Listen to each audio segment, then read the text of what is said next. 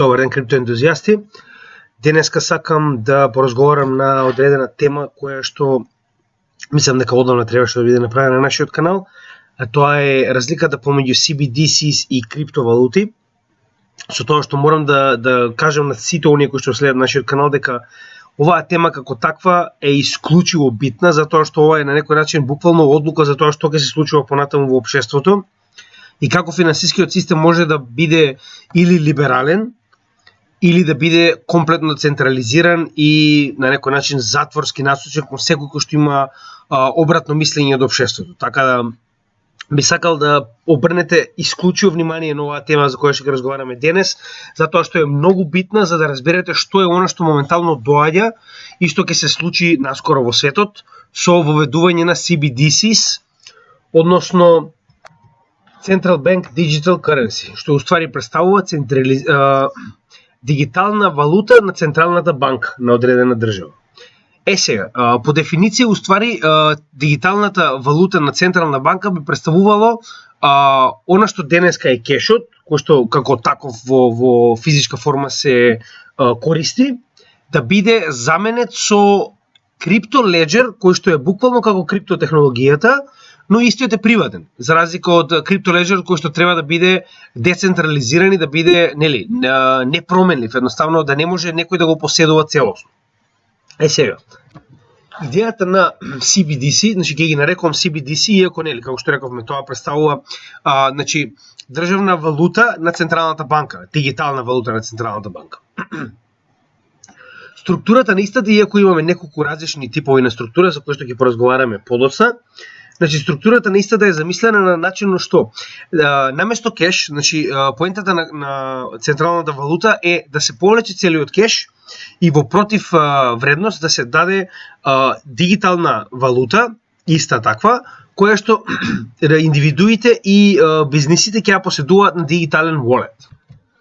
Со тоа што фактички вашиот дигитален wallet уствари е базиран во комерцијална банка, која што како таква ги држи резервите на Централната банка, на Федералната резерва, и ги дистрибуира кога истите треба да бидат дистрибуирани до индивидуи и бизниси.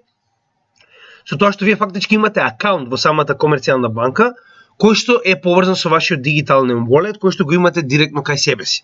Што значи дека нема потребна од физички носење на кеш до самата комерцијална банка и назад, или пак сефови и сметки и сето тоа, сето е поврзано на еден обичен дигитален wallet кој што како таков е поврзан со Централната банка, комерцијалните банки, кои што пак се поврзани директно со Федералната резерва, односно Централната банка, која што директно го контролира приливот и одливот на парични средства во системот. Сега, има многу аргументи поради кои што ќе се обидат да не убедат дека ова е вистинскиот начин како сето тоа треба да биде во светот, но за тоа ќе поразговараме подоцна. Сега прво разговараме за самата структура. Ова би требало да биде основна структура на тоа како во општеството ќе биде распределена дигиталната валута. За разлика од моменталниот механизам кој што е многу посложен за тоа што зборуваме за физички пари, овдека сето тоа ќе биде заменето со обични дигитални волети кои што ќе ги имате, да речеме, на свој лаптоп или мобилен телефон или слично, и истите може да ги користите многу поедноставно од пример транспортирање на голема сума на кеш. Така да од тој аспект навистина е стварно многу по практично, но тоа не го менува фактот дека криптото го нуди истото, така. Само за разлика од CBDC, криптото е комплетно децентрализирано. Затоа и сега ќе поразговараме за основните разлики помеѓу CBDC и крипто.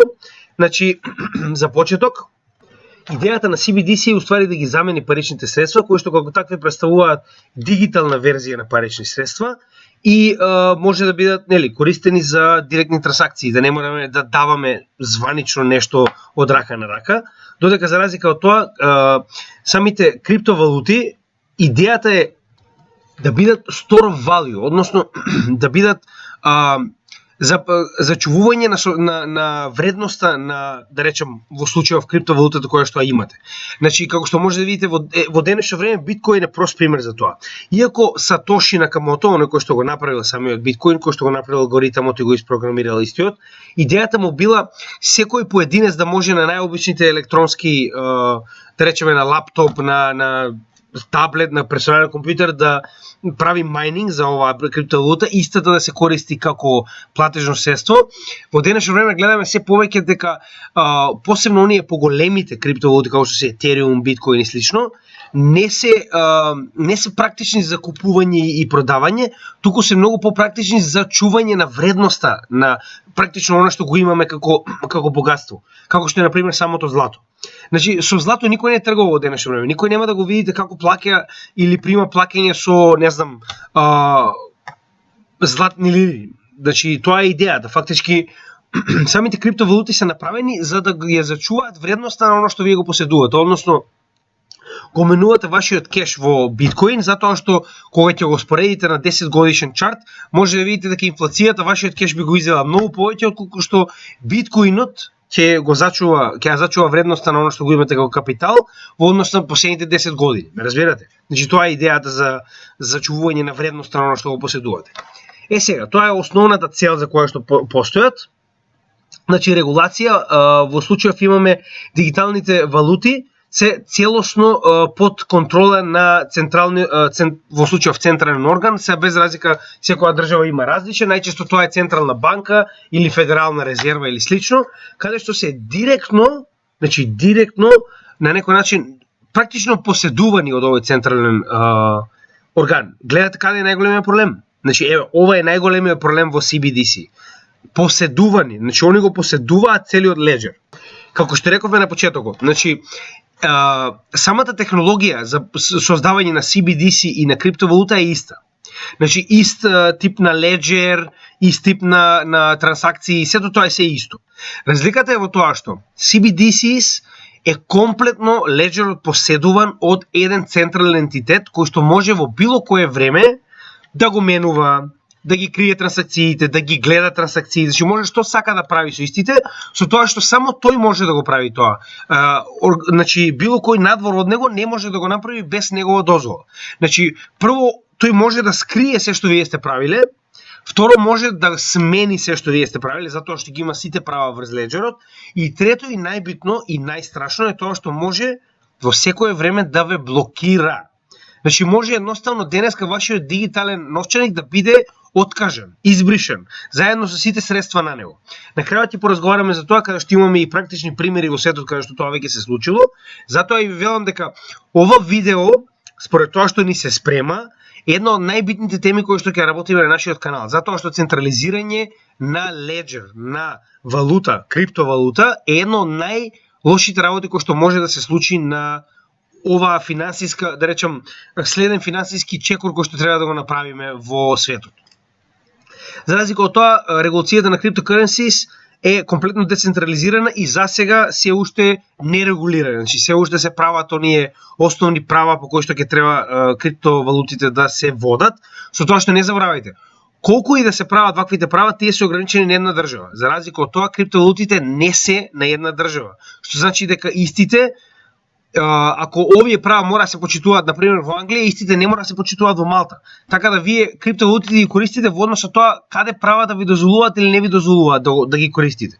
Прост пример, моментално Ripple не може да биде користен или купуван во Америка затоа што истиот е под судски процес, што значи дека самата регулатива во моментот не ви дозволува да поседувате Ripple, но не и во другите земји. Значи тоа е што моментално криптовалутите го нудат. Ви нудат да ги поседувате и надвор од самото законодавство на тоа каде се наоѓате. Нормално, доколку се наоѓате во Америка, се што ви треба е волет кој што не е на регистриран во Америка. И може да поседувате Ripple и да купите Ripple било каде во светот. Значи тоа е најдобрата работа што ви нудат криптовалутите. Да може да го заобиколите овој трул систем кој што се обидува да регулира се. Следно,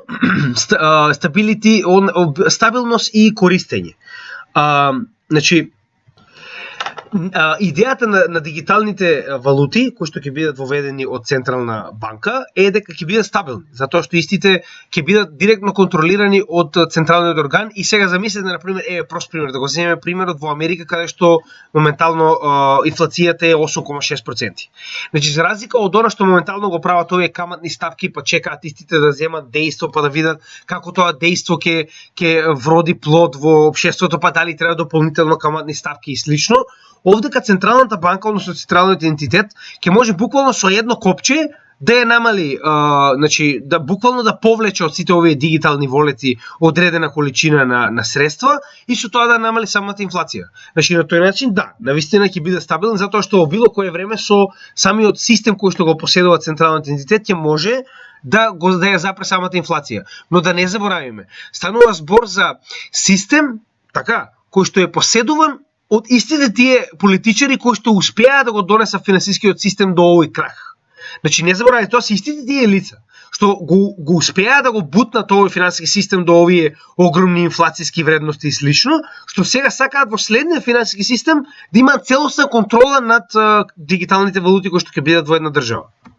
Од друга страна, самите криптовалути знаеме и сами по себе дека се крајно волатил, односно крајно се нестабилни, тоа е вистина, но не заборавајте. Нестабилни се затоа што се уште немаме масовна опфатеност на истите. Значи колку повеќе масовно ќе бидат истите распределени, опфатени, колку луѓето повеќе ќе се запознаат со истите и која е нивната моќ, која е технологијата што стои позади нив, така и самата цена на овие криптовалути ќе се намалува волатилност, односно ќе се намалува она нестабилност. Значи прост пример, земете ги самите компании, односно доколку го земеме компанија од типот на Тесла или на Амазон, можеме да видиме дека на самиот почеток кога се уште не било општо прифатена, истата била исто така многу нестабилна, затоа што се уште има само шпекулативна вредност, односно мора да стаса до масовна адаптација на ваквата валута во светот, каде што ќе биде прифатена и користена и каде што многу луѓе ќе ја имаат во својот волет, за да видиме дали истата ќе биде стабилна или нестабилна. И колку повеќе ваквата адаптација се спроведува на секаде во светот, толку помали се овие растови и падови максимални. Значи може да го видите тоа и во самиот биткоин чарт. На почетокот таквите растови и падови на дневно ниво некогаш били по 50%. Во последно време јас не се сеќавам, барем во последните 3 години, можеби се случил еден таков пад. Значи, такви падови нема затоа што биткоин почнува се повеќе и повеќе да биде масовно опфатен и со тоа стабилноста постепено се стабилизира, а тоа ќе се случи многу повеќе кога, значи вие замислете, во денешно време она што го гледаме не е ни 5% од популацијата во светот дека користи или поседува криптовалути. Значи, замислете, тоа не е ни 5%. Замислете кога ова ќе биде многу поопфатено, односно многу повеќе луѓе од светот на вистина ќе го поседуваат ова како криптовалута. Значи, не мора да станува збор за биткоин. Станува збор за било кој од криптовалутите, затоа што целосниот маркет кап на сите криптовалути како таков е се уште толку нестабилен, затоа што е толку мал. Значи, зборуваме на крајот на претходниот булран имавме околу 2,5 највеќе до 3 трилиони. Значи тоа беше максимално што достигнавме со сите криптовалути заедно, ме разбирате? Со тоа што не заборавајте дека маркет капот во последните 2 булрана е илјадници пати зголемен само во последниве 6 години, да речеме, последниве 2 булрана. Замислете што ќе се случува кога ова ќе дојде до степен да биде општо прифатено во сите земји во светот. Значи нестабилноста на криптовалутите ќе се намали драстично. Следно, значи, кој знае за трансакциите кои што се превземени на ваквите леджери? Сега, за дигиталните валути, вели, трансакциите се познати само на праќачот, примачот и на банката, во случајов, нели, затоа што ова е централниот орган кој што го поседува леджерот, така.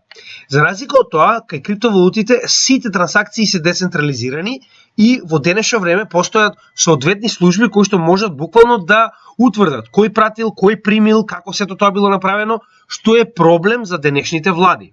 Замислете сега, значи замислете, ЦИА во Америка да не може да финансира терористички организации. Замислете го тоа. Значи да мора тоа да биде направено на децентрализиран леджер, каде што во секое време можеме да видиме ЦИА на кого праќа средства.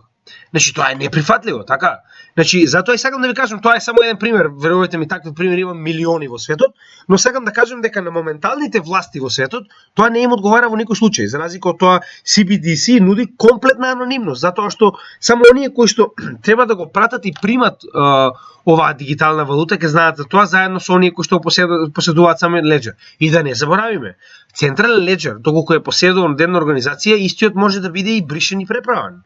Значи може во било кое време истиот да биде преправен за да не постојат овие трансакции.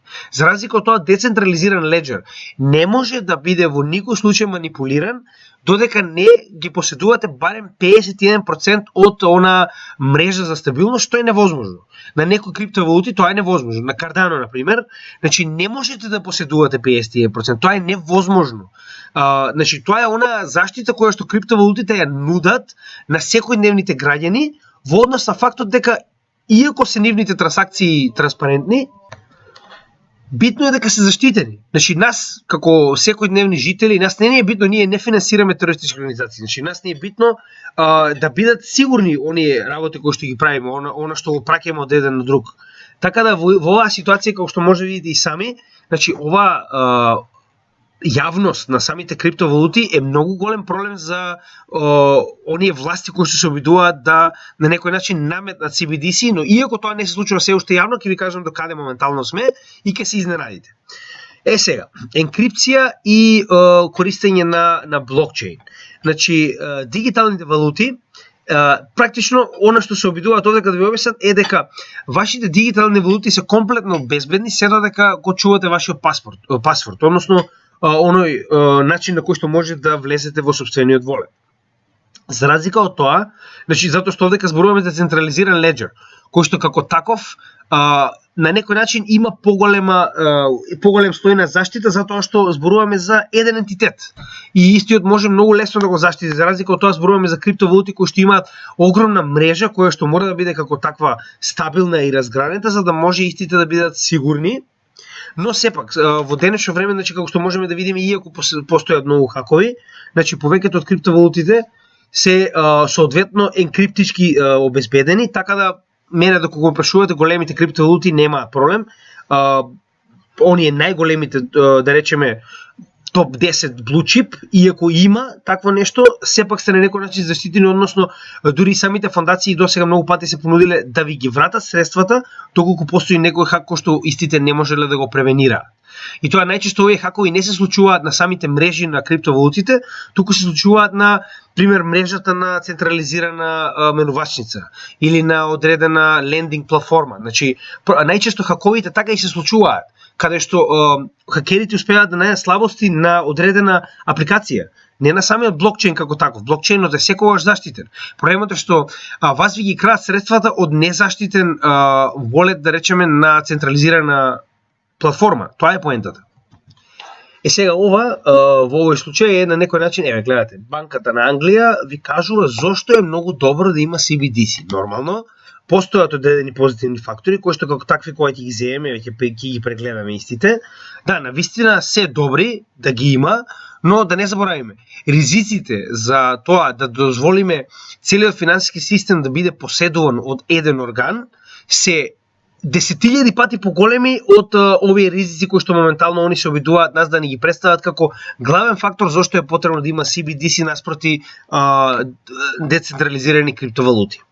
Значи, вели, supporting a resilient payments landscape, односно, значи, во случајов имаме landscape се мисли payment landscape, односно економија во која што вашето плаќање и примање на средства ќе биде заштитено, затоа што зборуваме за леџер кој што е поседуван директно од една организација, односно сите трансакции се овде, не една организација, истите многу побрзо, многу посигурно ќе бидат доставени од едната на другата страна. Avoiding the risk of new forms of private money creation. Сега, гледате, затоа е ставен биткоинот, затоа што наводно според CBDC, користењето на ваков тип на децентрализирани криптовалути е ризик дека може да ги изгубите сите парични средства. Значи, може би сте виделе до сега како сите политичари се обидуваат постојано да ни кажат дека да, ги ризикувате собствените пари, ќе добиете, нели, овие пари кои што моментално ги внесувате во криптовалути ќе испарат, овие криптовалути ќе отидат до нула. Да, нормално. Значи секој кој што не направил сопствено истражување и не увидел кој од овие криптовалути навистина постојат со одредена технологија позади нив, со одредена намена позади нив. Нормално е дека финансирање во шиткоини како да речеме еве Dogecoin и Shiba има голема веројатност дека навистина ќе ви дојде самото тоа што сте го инфирале до нула, но да не забораваме. Значи, за нив они се обидуваат целиот криптопазар да го представат како огромен ризик, дека наводно само прашање на време е кога истиот ќе отиде до нула. Досега многу пати на нашиот канал разговаравме дека криптовалутите да отидат до нула е научна фантастика. Значи тоа што нив моментално се обидуваат да не го представат, а во меѓувреме се обидуваат да купат што може повеќе криптовалути во позадина, затоа што веќе разговаравме нормално.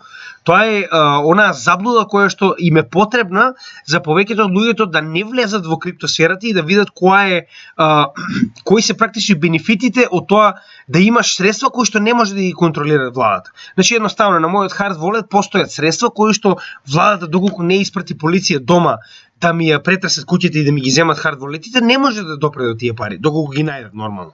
Значи, оно што сакам да ви го кажам е дека за нив представува проблем што се обидуваат да ни го представат како нестабилност, дека вие навистина не знаете што правите со вашите пари и затоа треба да ги внесете во нашата дигитална валута, затоа што ќе ви бидат заштитени. Значи нема да изгубат на вредност, исти да ќе бидат заштитени од нашиот централен орган, ама да не забораваме дека на тој начин ќе можеме директно да ја контролираме, затоа што кога јас ги поседувам сите твои финансиски средства, можам во исто време и да ти ги одземам. За разлика од тоа, кога станува збор за приватно поседувани финансиски средства, кои што за да може да ги користите ви е потребно само било како пристап на интернет. Значи тоа е нешто што не може да биде на никој начин забрането од централен орган. Не може, значи вас не може да ве блокираат постојано од влез на интернет. Од било која електронска направа вие може да влезете на интернет, а вашиот волет самиот по себе не е со име и презиме и може да во било кое време, било каде да правите размена и на тој начин да ги избегнете овие спреги кои што се обидуваат да ни ги вметнат. Сега, supporting competition, efficiency and innovation in payments. Наводно, нели, они сакаат да кажат дека со овој нов систем они уствари ќе направат иновација и дека овие служби за префрлање на средства од една на друга страна ќе бидат врвна технологија и слично. Да не забораваме дека се обидуваат да го представат тоа како они да го смислиле. А CBDC како таков е уствари само криптопроект. Значи тоа е само уште една идеја на криптопроект. И значи они покрај да не забораваме на фактот дека целата технологија е едно или купена или украдена од самите криптовалути, значи од проектите кои што моментално работат во светот, сега се обидуваат да ни ја представат дека они уствари ги прават овие иновации на плаќање и слично. Meeting future payments needs in a digital economy. Океј, значи нормално како што рековме и сами, гледаме дека носење кеш во денешно време е бесполезна ствар. Дури и самите кредитни картички ви покажуваат тоа. Многу поедноставно е било каде да платите со пластична картичка која што и да изгубите, не може никој да ја користи, се додека не го има вашиот пин. Значи тоа би било фактички следен чекор во замена на картичка, што значи не мора да имате ни картичка, е доволно да го имате вашиот телефон на кој што имате дигитален волет, со кој што се едноставно префрлање од една на друга адреса, вие ќе може да направите плаќање. Верувам дека понатаму тоа ќе биде уште повеќе нели поедноставено, но повторно не верувам дека тоа ќе биде направено од овие, значи ќе биде направено од вистинските иноватори. Значи она што ќе ви го кажам во денешно време, што се случува во државите, истите не можат да најдат луѓе кои што ќе работат на CBDC, затоа што прво оние луѓе кои што се навистина стручни во крипто знаат многу добро што ова представува и какво е зло ова ќе донесе моментално во светот. За разлика од тоа, дополнително истите се многу повеќе платени во приватен сектор, значи моментално еден Етериум може да плати многу повеќе од барем 80% од државите во светот. Што значи дека државите не можат да си дозволат да ги купат овие професионалци кои што знаат да го направат ова како Ledger, со тоа што приватниот сектор моментално преовладува затоа што има многу повеќе поголем повисок тип на финансии со кои што може да ги привлече ваквиот тип на професионалци. Значи CBDC затоа и моментално толку бавно се движат во светот, посебно во оние кои што не се топ држави, значи не зборувам сега за нели Америка, Русија и Кина, зборувам за оние средни држави кои што не можат ова да го дозволат. Значи баш поради тоа, затоа што приватниот сектор моментално ги поседува поголемиот дел од крипто стручњаците, да речем, сите оние програмери, сите оние пишувачи на Solidity, Plutus и слични јазици, значи тоа е на некој начин буквално се ангажирано приватни компании кои што државите не можат да си дозволат да ги платат. Improving the availability and usability of central bank money. Значи повторно, ова е она што се обидува да ни го представат дека самата централна банка ќе може многу поедноставно нели да го интегрира било каков тип на иновација, било каков тип на промена во банките, во платежните средства, затоа што се е само една институција. Значи ова една институција буквално го поседува, целата инфраструктура е поседувана од неа. И оние банки кои што ги спомнавме, односно во оваа ситуација на почеток го спомнавме комерцијални банки, истите се директно регулирани и директно надгледувани од Централната банка, иако тоа е исто во моментов. Значи овде ќе биде многу повеќе, затоа што во моментов они може да ги регулираат само преку тоа колку пари им дозволуваат да имаат и колку пари бараат банките да имаат како резерва во Централната банка заради собствена сигурност. За разлика од тоа во моментов, значи ова Федералната банка, значи Централната банка, во било кое време може да ги повлече сите средства од комерцијалната банка, без никакво прашање. Значи комерцијалните банки се само на некој начин инфраструктура за да може полесно да дојдат до индивидуалците и бизнисите. Се е поседувано од Централната банка каде што е самиот леџер. Значи тоа не го заборавајте. Следно имаме addressing the consequences of a decline in cash. Значи повторно, ова е тоа што го разговаравме дека самиот кеш моментално е се повеќе и повеќе заменлив и гледаме дека во денешно време многу луѓе предпочитаат да користат картичка за разлика од кеш. Замислите кога ќе дојде ред да се користат волет и било каде, че може буквално со обичен со користење на камера на телефонот да платите за 2 секунди. Значи дури ни картичка не ви е потребна, дури ни пин. Само камерата со сопствениот телефон плаќате, од другата страна гледате дека трансакцијата пристигнала и трансакцијата е целосно завршена.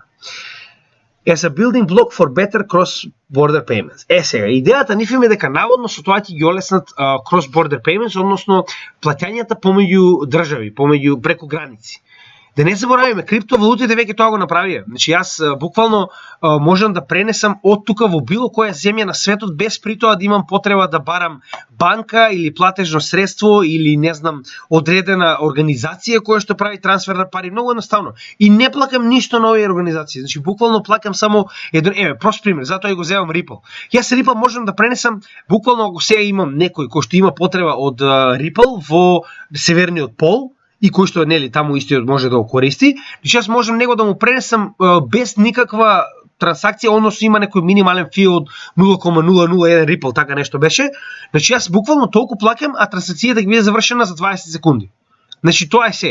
Нема потреба од лични документи, нема потреба од објаснување зошто е трансакцијата, па да чекам дали банката ќе го одобри, па оваа банка не работи со таа банка, оваа банка има ембарго од таа банка. Значи замислете, они сега наеднаш обидуваат тоа да ни го представат како они да го измислиле. Да не забораваме дека криптовалутите веќе 13 години го прават. Но нели, нормално сега наеднаш они дојдоа до степен дека со нели оваа централизирана дигитална валута, они сега тоа веќе го решиле, се разбираме. Значи да не забораваме дека 13 години веќе тој проблем е решен. Сега би сакал исто така накратко да ви покажам дека значи идејата досега како се тоа би изгледало е на некој начин развиена на 3 директни начини, со тоа што како од Централната банка дигиталните средства би дошле до луѓето и бизнисите. Значи, првиот степен, оно што веќе ви го покажавме, како да речем идеја, е дека Централната банка ќе има своји комерцијални банки, кои што како такви, не ги поседуваат, него имаат на некој начин копија од вашиот дигитален новчаник, со тоа што трансакциите доаѓаат помеѓу вас и комерцијалните банки, за Централната банка да не биде пренатрупана со трансакции. Значи, на тој начин комерцијалните банки представуваат некоја средна вредност во самиот систем, каде што истите се обидуваат да намалат работата на Централната банка за да не мора сите трансакции да одат преку истата. Што значи дека комерцијалната банка е она која што ви помага во трансакциите помеѓу вас и бизниси и други лица и слично.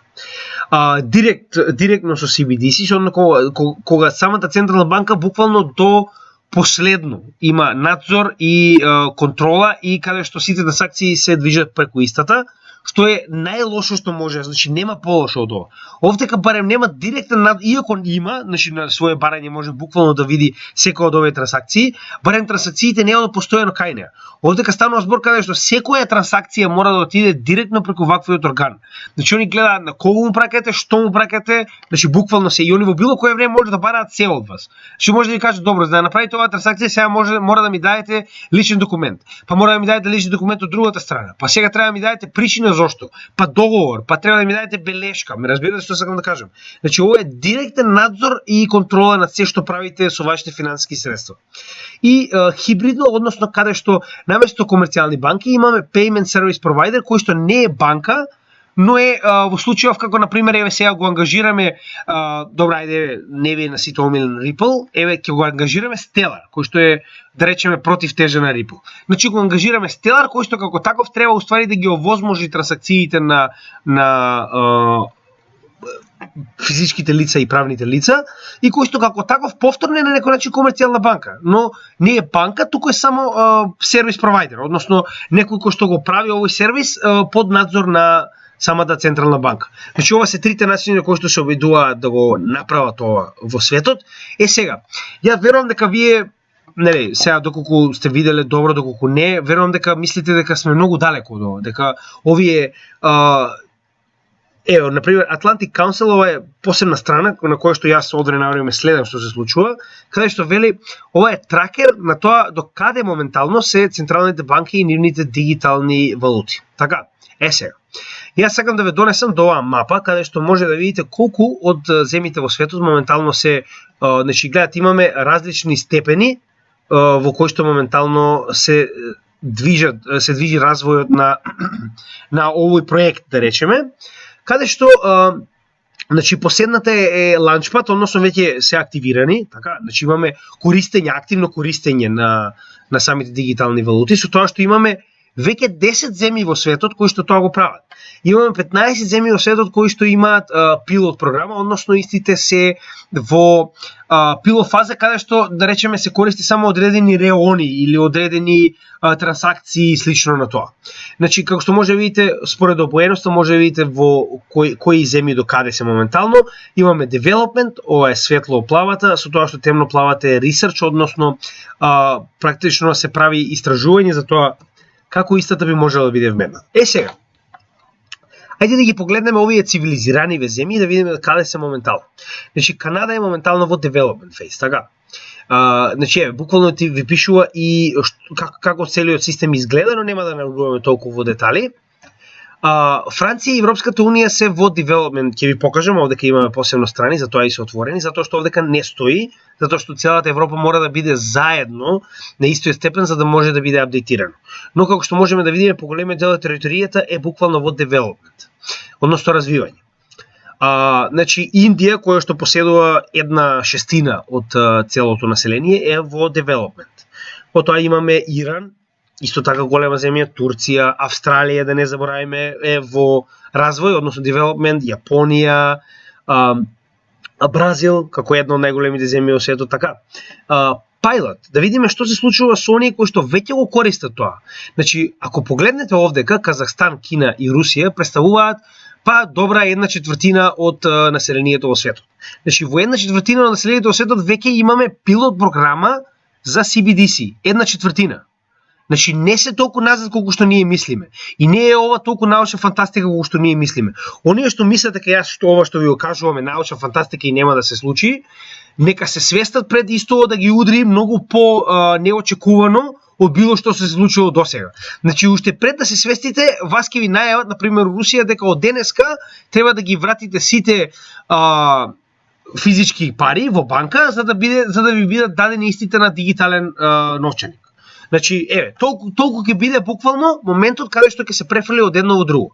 Со тоа што кај нас во моментов, значи овдека не стои, но Шведска моментално не е во пилот програма, туку Шведска е во целосно користење на криптовалути. Значи, не крипто, извинете, централизирана дигитална валута. Значи, веќе е пуштена во оптек. Значи, дури и самата влада дава инсентиви за тоа кој ќе ги смени парите побрзо и ќе земе дигитални, мислам дека беа круни, ако не се лажам. Може да видите дека во 2017 година и круната, така ја нарекуваат, нели, веќе е во онаа фаза на тестирање каде што сега директно е пуштена во економијата за да се види како истата ќе функционира. Со тоа што, значи веќе е пуштена и функционира, а сега моментално тестираат како истата моментално, нели, се одразува на самото општество, на економијата, што понатаму треба да се направи за да се развие, но оно што сакам да ви го кажам е дека веќе имаме, значи, целосно користење на CBDC во една од европските држави.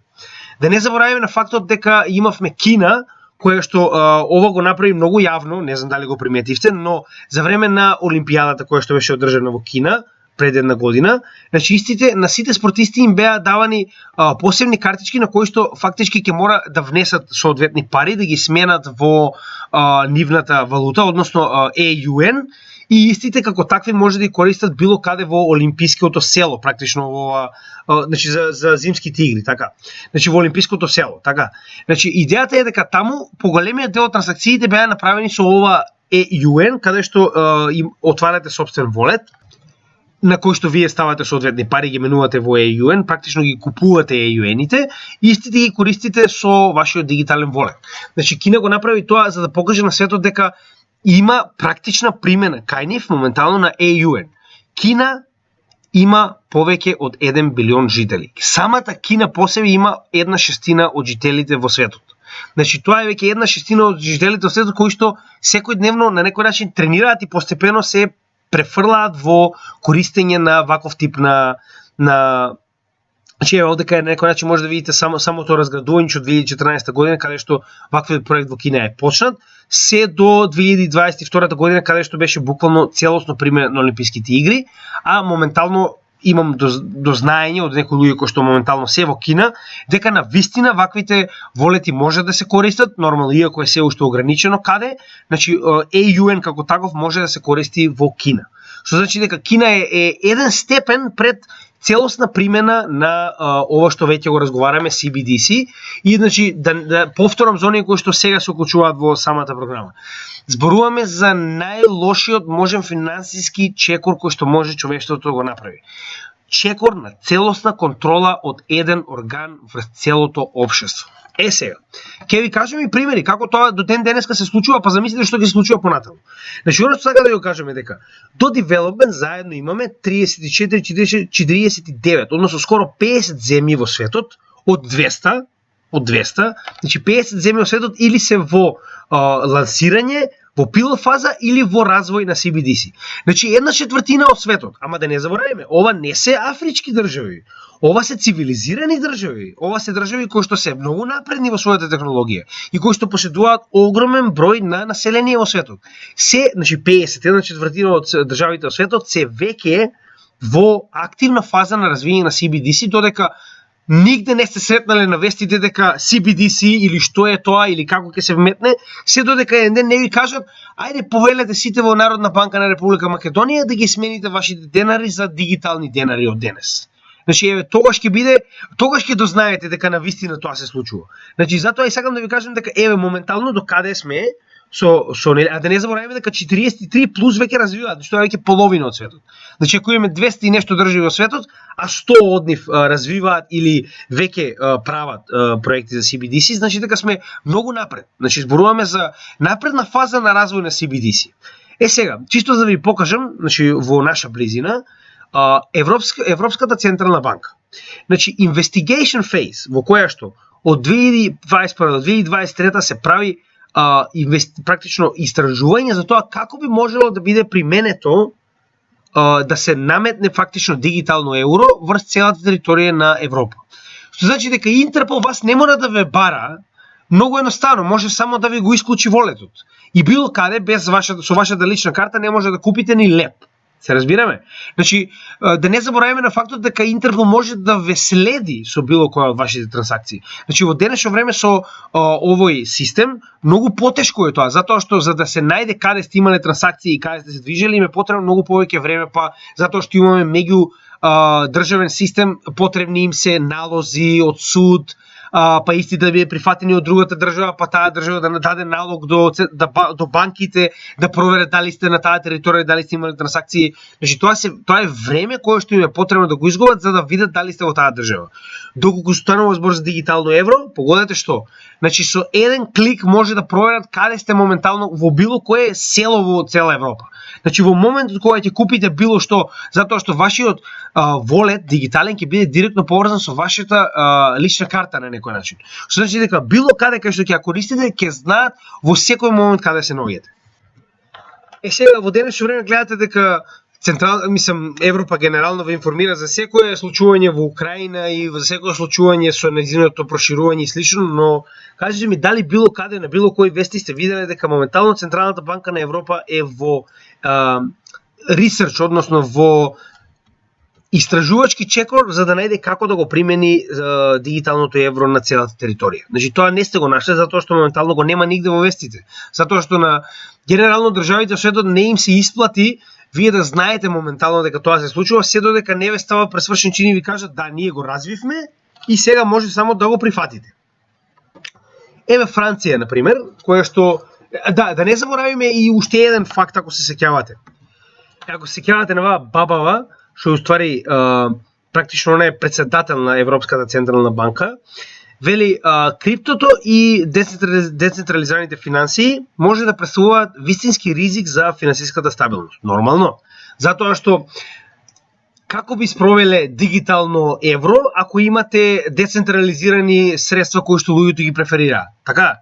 Значи оваа истава тетка што кажуваше дека нели како и сите други вакви фаци, кажуваат дека наводно целото крипто ќе оди до нула, тоа е се нерегулирано, тоа е дивиот запад. А во исто време, нејзината организација на која што таа е председател, развива проект за дигитално евро. Нормално, кога може да имате дигитално евро кое што е централизирано и имате комплетна моќ на сите луѓе во Европа, зошто би дозволиле нешто како децентрализирани финансии и криптовалути да дојдат и да го загрозат тоа? Значи, кој е уствари вистинската загрозеност во случајов? Кој е оној кој што е вистинскиот проблем? Централизирано евро кое што може да ги контролира сите граѓани во Европа или децентрализирани финансии и криптовалути кои што се малку нестабилни затоа што се уште не се општо прифатени во светот. Значи, ова е тоа што ви го кажувам. Не гледате што ви кажуваат.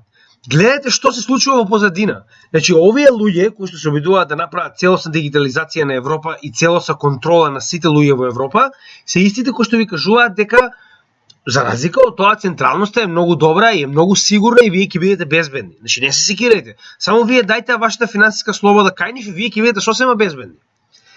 Сега, Француската централна банка исто така значи го завршила првиот степен од CBDC експериментот. Значи затоа и се гледа дека целата Европа моментално е во експериментална фаза. Ова е декември 16 2021. Значи ова е непосредно пред половина година.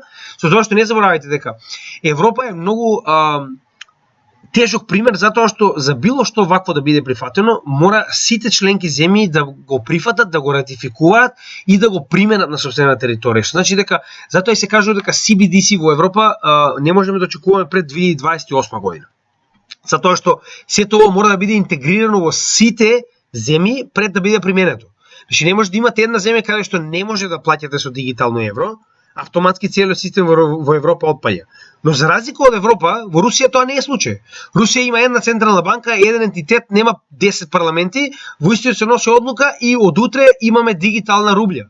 Во Америка е исто, иако има 50 држави, зборуваме за централни органи кои што доколку одлучат, директно се применува се на цела територија. Кина исто. И ако во овие три земји тоа се примени, веќе имате добра третина од целиот свет. Значи минимум. Така. Значи она е тоа што сакам да ви го кажам. Европа се случува, да, ја гледате, моментално станува збор за фази на тестирање и слично, но гледате овде. Русија вели, моментално се забрзува развивањето на дигиталната рублја со цел да се заобиколи SWIFT. Затоа што SWIFT моментално е начинот на кој што Америка и низините алијанси се обидуваат да го контролираат светот. Односно, не слушате, ќе ви исклучиме од SWIFT. Што се случува со Иран, што се случува со Венецуела, што се случува со Куба и со слично.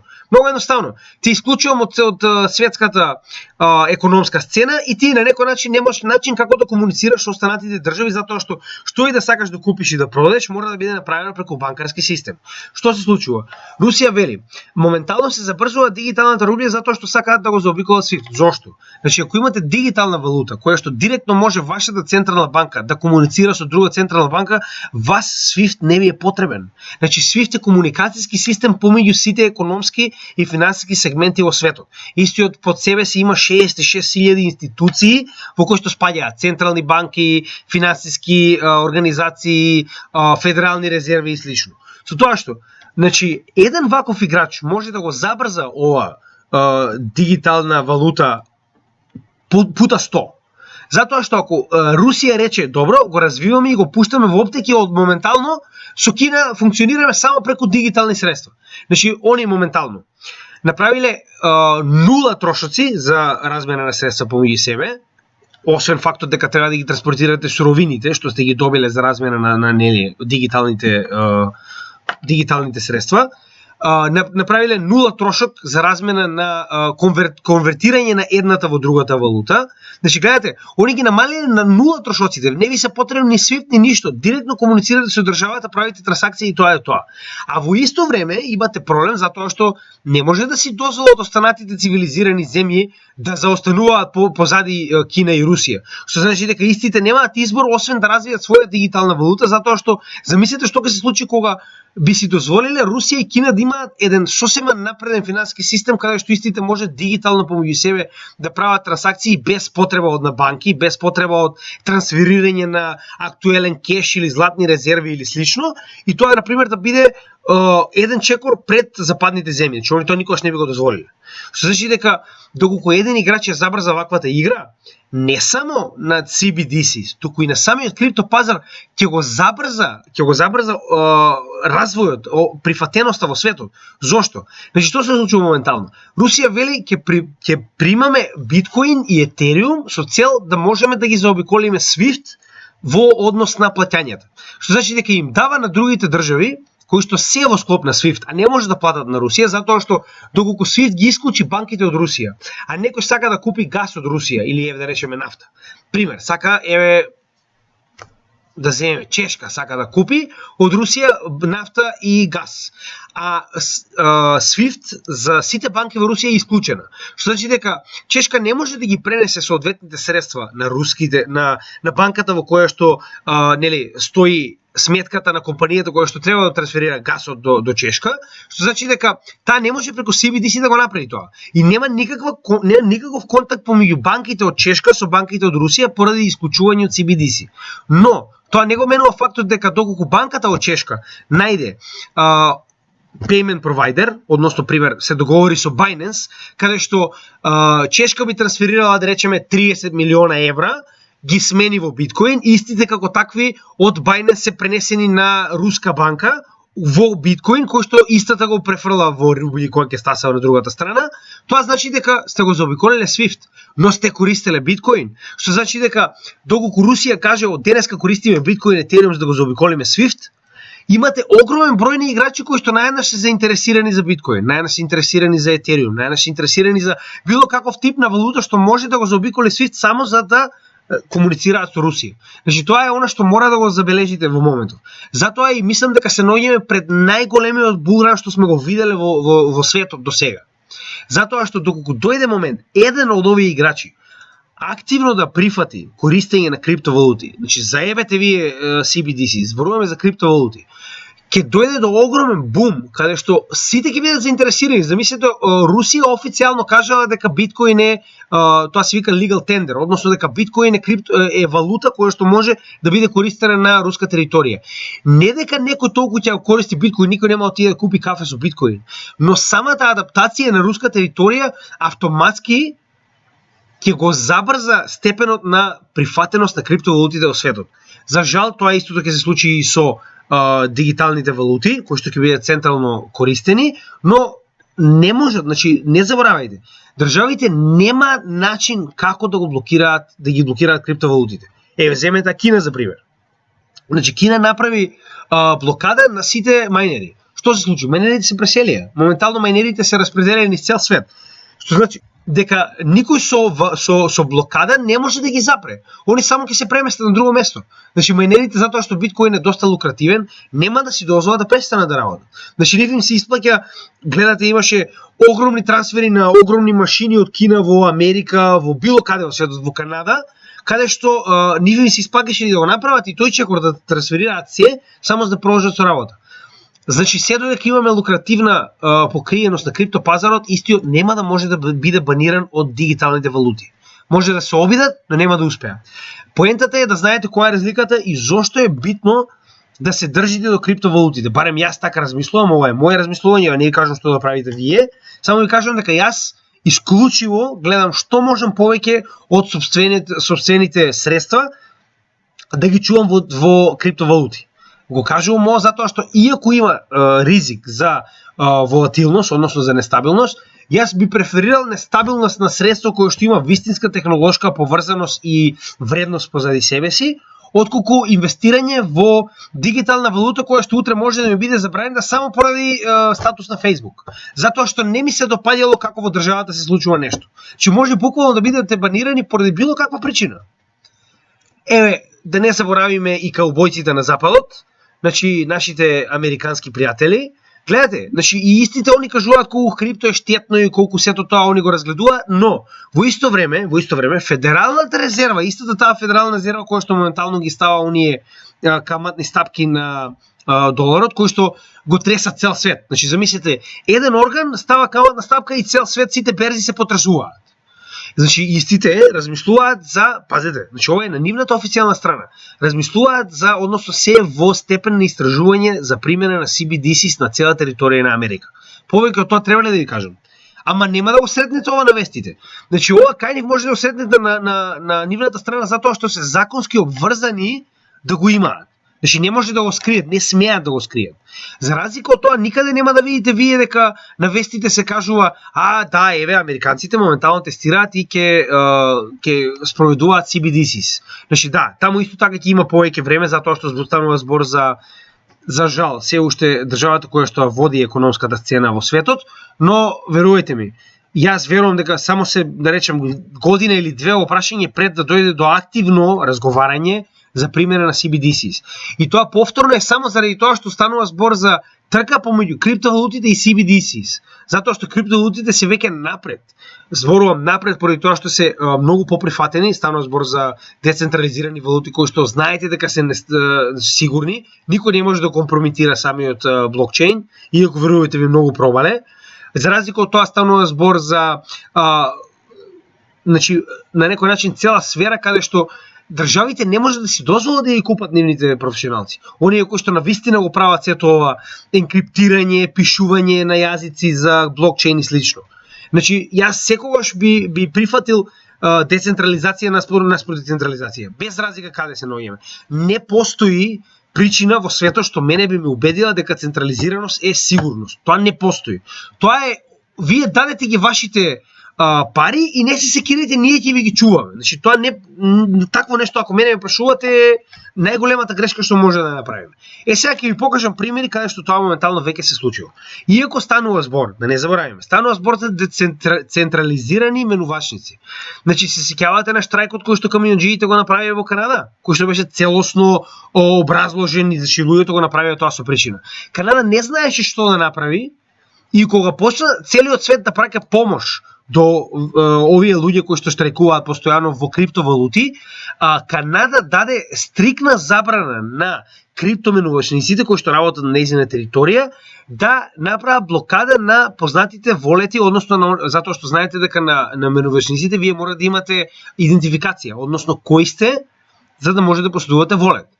И со тоа Канада направи забрана на сите оние луѓе кои што учествуваа на самиот штрајк, иако се 34 беа многу повеќе, но нели, идејата е дека Канада забрани, значи ги блокираше волетите на луѓето кои што беа дел од штрајкот. И тоа зборуваме за централизирани менувачници, кои што поради регулативата, затоа што работат на територија на Канада, се обврзани да действуваат во однос на тоа како ќе им каже самата канадска држава. Замислете го, Канада нема да има потреба ниту да бара од централните менувачници. Туку едноставно кликнува и сте исклучени. Тоа е тоа. Штрајкувате, нема проблем, нема леп. Па штрајкувајте и понатаму, се разбираме. Со тоа што ако јас ви исклучам вас од овој систем 6 месеци, вие сте ефикасно мртов. Значи, како планирате вие да купите во ваков тип на општество леп, доколку немате никаков пристап до... Значи, некој да сака да ви даде милостино, не може. Не може затоа што вие немате волет, вашиот волет е исклучено, не може да ви помогне да сака. Значи, еве да земеме сега еден многу порадикален пример што се случи, што никој не сака да зборува. Значи, Coinbase блокираше 25.000 криптоволети на руси. Затоа што они процениле дека овие руси биле поврзани со моменталната војна во Украина. Како тоа они процениле? Значи, вие не сте ги ни прашале луѓе. Он поседувал криптовалути кај вас на вашата, значи, верувајќи во вашата менувачница, отворил волет и поседува криптовалути, и вие без да го прашате, без никакво предупредување, без ништо, вие човекот доаѓа еден ден, се обиде да го отвори сопственото портфолио и не може да го отвори. Добива информација дека е блокиран заради инволвираност во војната во Украина. А замислете, овој русин е, например, русин кој што цел живот живее во Канада. И само поради тоа што можеби пишал статус дека ја поддржува Русија во војната во Украина, него му е блокиран волетот. Зборуваме за централизирана менувачница. И ќе повторам уште еднаш. Замислете кога ваквата моќ ќе биде директно во рацете на државата, каде што вие имате одредена дигитална валута. И да се дрзнете да бидете толку, сега извинете на изразот, глуп, да ги држите овие, мислам, вашата вредност во такви дигитални валути и да направите некоја грешка која што не се допаѓа на таа држава. Замислете ако тоа може да биде направено на Coinbase, кој што е на американска територија, и затоа Америка може да прави што сака со Coinbase, затоа и е, да не, значи повторно се вратиме и нови момент кога што ви реков дека без вашите клучеви криптото не е ваше. Што значи дека ако вие сте еден од овие руси и вашето портфолио било заклучено, сега оние криптовалути кои што сте ги имале на овие 25.000 волети се испратени како добротворна помош на Украина, што не е лоша намена, но тоа не значи дека вие треба да оплатите тоа. Че вие сте само вашиот најголем проблем е затоа што имате руско државјанство. Замислете. Значи затоа што имате погрешно државјанство. Ете, тоа е тоа што сакам да ви кажам. Значи да не заборавиме, вие може како единка да бидете исклучен, но ова што моментално го гледате овдека е дека ваквата моќ на CBDC на една држава и дава доколку сака да исклучи една цела националност или една цела верска заедница.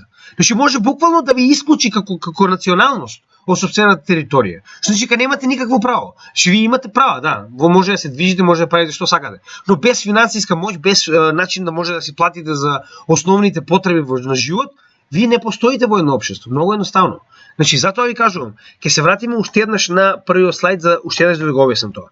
Се додека вака е поставена, значи вака со оваа палата на врвот е поставено следниот финансиски чекор за општеството, за целото општество на светот, тоа е најголемата грешка која што човештвото може да направи во модерната историја и да дозволи да биде директно диригирано и контролирано од еден орган во сопствената држава, а верувајте ми, ова нема да запре овде, што значи дека понатаму, како самиот свет се групира, како што може видите и сами, може да дојде до сегмент каде што целиот еден блок во светот е контролиран од една институција. Што моментално може да го видите со Федералната резерва во Америка. Федералната резерва во Америка става каматна стапка на доларот, со тоа се повлекува доларот од светот и во светот имате општа економска криза, затоа што ги повлекле доларските средства назад во Америка. Значи, еве, тоа е прост пример. Сега замислете кога наместо да прават каматна стапка, па има потреба од време додека сето тоа се случи, го направат истото со едно притискање на копче.